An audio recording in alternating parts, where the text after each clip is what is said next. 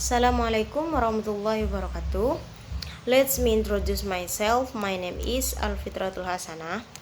Today I will explain about introduction to linguistics, which consists of 10 topics. Number one is what is linguistic, language and linguistic. Number two, classification of linguistic, macro and micro linguistic.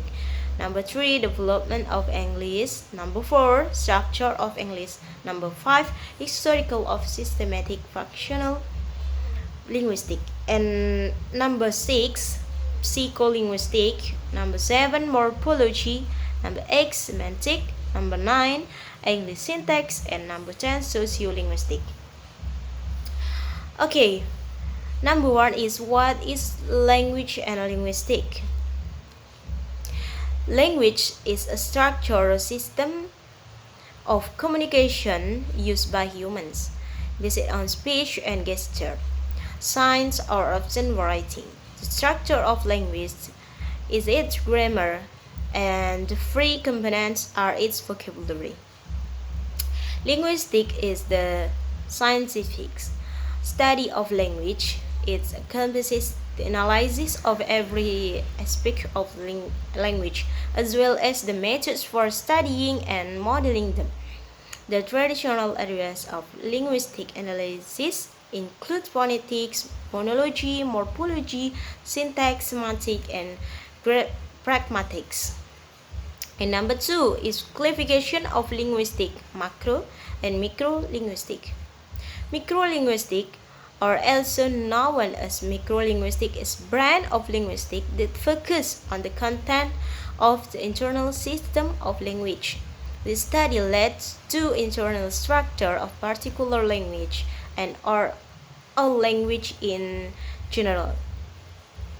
In contrast to microlinguistic, macrolinguistic examines the relationship of language at the level of the external world, whether related to nature, society, or scientific discipline. Therefore, the study of macrolinguistic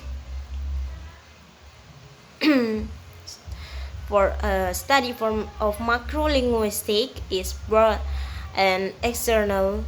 Macrolinguistic examines language activities in other fields, such as economics and history. Language is used as a tool to see language for the point of view for outside the language. And number three, development of language. Development of English. Development of English language was divided into three parts: Old English, Middle English, and Modern English. One of the benefits of learning and mastering English has been that it makes it easier to find work. Since English is the common use of a company. And then structure, and number four, structure of English. Structure of English consists by prefix, suffix, synonyms, antonym, and homonyms. Prefix is a word part added in the beginning of a word. When a prefix is added to a word, it changes the meaning of the word. It creates new words. And suffix is word added at the end of a word, like a prefix. The suffix changes the meaning of a word. And then synonym are words that are similar in meaning.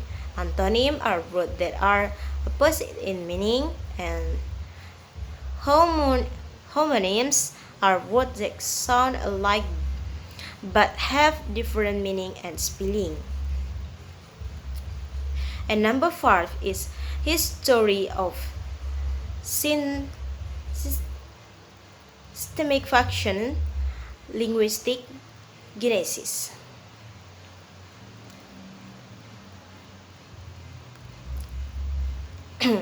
Systemic function linguistics is a theory of language centered around the notion of language function, while systemic function linguistics account for the synthetic structure of language. It places the function of language as central, what language does and how it does it, in preference to more structural approach which place the element of language and their combination as central. Semantic function linguistics starts at social context and looks at how language both at viewpoint and is constrained by this social context. Number 6 is psycholinguistic. Psycholinguistic is branch of study which combines the discipline of psychology and linguistics. It is concerned with the relationship between the human mind and the language as it examines the process that occur in brain while producing and perceiving both written and spoken discourse.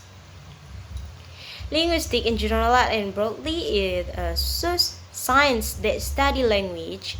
Language in a linguistic context is seen as one system that is very conventional and used by humans as a means of communication. And number 7 is morphology. Morphology is the study of the basic building blocks of meaning in language.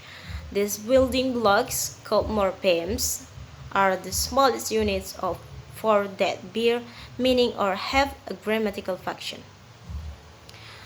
The kind of morphology there is two.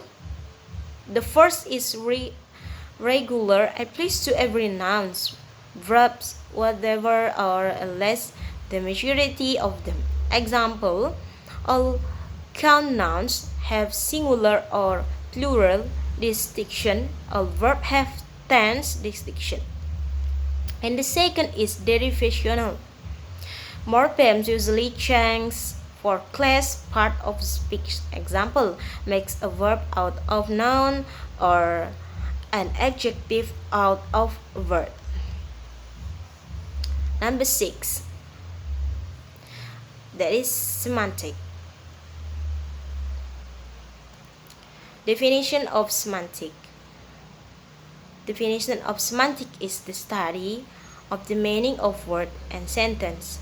At its simple, it concomes with the relation of linguistic from two non-linguistic concept and mental representation in order to explain how sentences are understood by the speaker of language.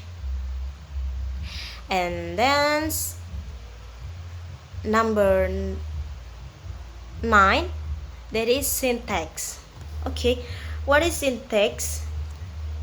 Syntax is branch of linguistics study the rules that govern the information of sentence. And the last is, what is sociolinguistics? The last is about sociolinguistics. Okay, sociolinguistics study the relationship between language and society. They are interested in explaining why we speak differently in different social contexts, and they are concerned with identifying the social function or language and the way it is used, the convey. Okay, that's all from my explanation. Today's. If you found many mistake, please forgive me. And the last I say, Assalamualaikum warahmatullahi wabarakatuh.